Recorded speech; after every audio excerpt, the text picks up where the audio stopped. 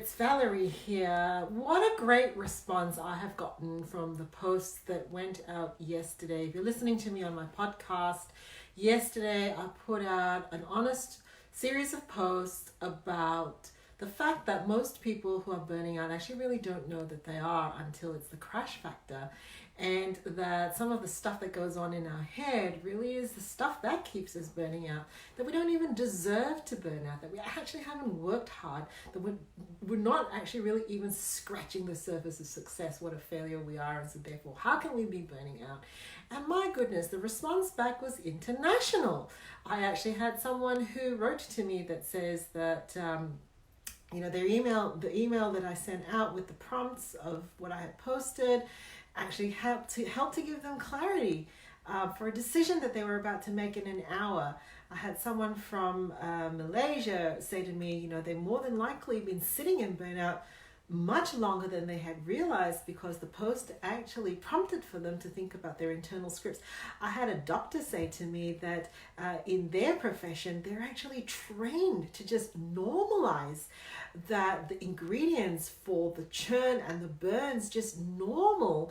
And you just don't put up your hand and say that this is you, right? The shame of the game, the shame of the game.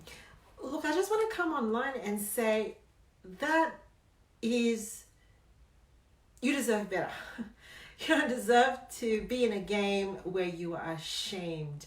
So you're going to hear bits and pieces from me this morning as I share with you personally what the game is like for me when I'm trying to do my stuff as well.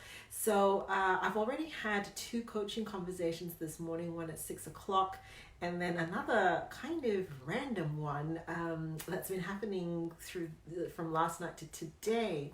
And you can't see me now, those of you on my podcast or my video, but I'm actually just sitting very comfortably now thinking about the people who watch over me. I am so blessed to have people that watch over me, and it actually comes from a space of really pushing against the shame and pushing against the belief factor that this is just all part of serving others.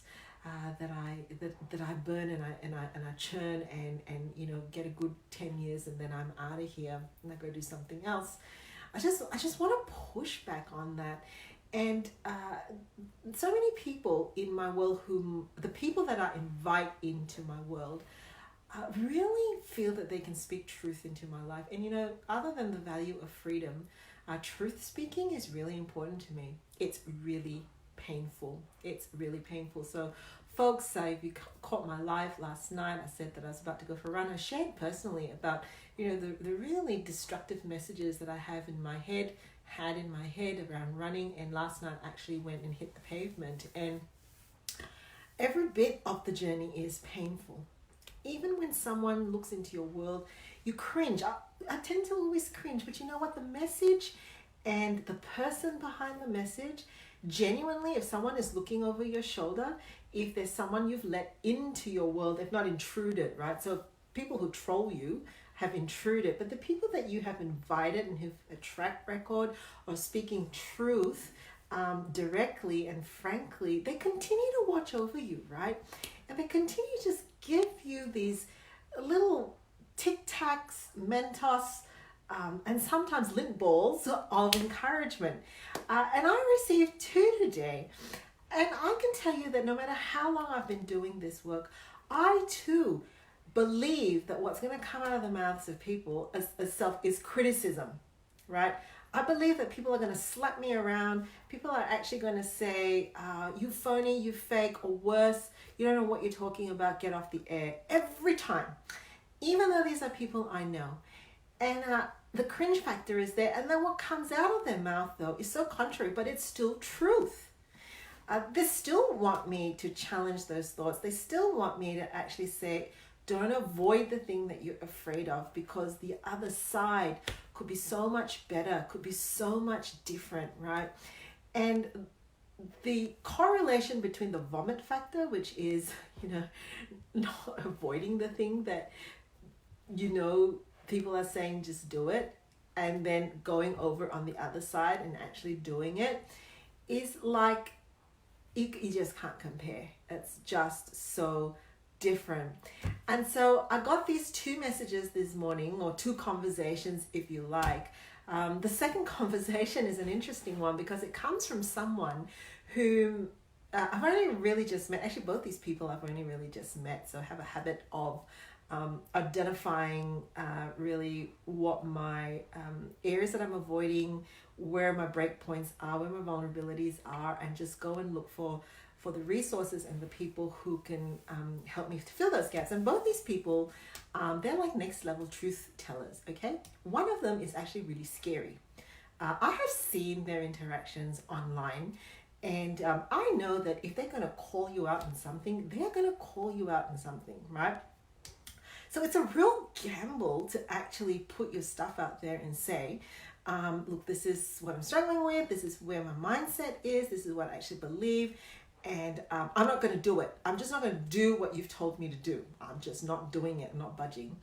And then, because like you've seen them blast people out, and you think, well, I hear it's coming, but it doesn't. It doesn't. And what I actually think is the difference, right? I actually believe that when I'm asking for help or for input, that simple act of opening myself up is actually a weakness. And so therefore, someone is going to actually say to me, you're so weak, why can't you figure this out yourself? Go slap yourself around and figure this out.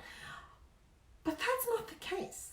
What usually is prompting that is a level of insight and bravery and resourcefulness and courage to say, I've identified that I don't want to be in this space. Because if I'm in this space, not only do I go down, but whoever else that's with me goes down as well.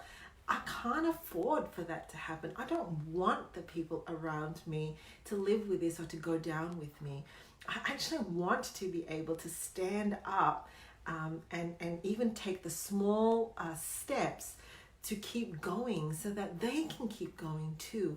And that's the kernel of truth. That's the truth. And that's why the people who surround you, who want to input into your world, want to be a part of that truth as well. So Resource Me 2020 Live starts tomorrow. It starts at 2 p.m. It's a whole series of twos, maybe second chance, maybe 2020 vision, but it's 20/02/2020, 2 p.m. This is your kernel of truth to step into. There isn't going to be blasting you into smithereens. There isn't going to be take you out and take you down when you're already down, because I want to see you keep going. I want to be a part of your world that is doing and outputting and leaking energy. I want to be a part of what you're doing so that you can do more and go further. And I want to be a part of that space that says, I want you to wait 12 months, 24 months, like the people who have messaged me, who are saying that they've sat in this space. And even if that's you, I want you to come in. I want you to have the windows open out of the prison that you've been in. So please join me. The links are up. I'll see you there.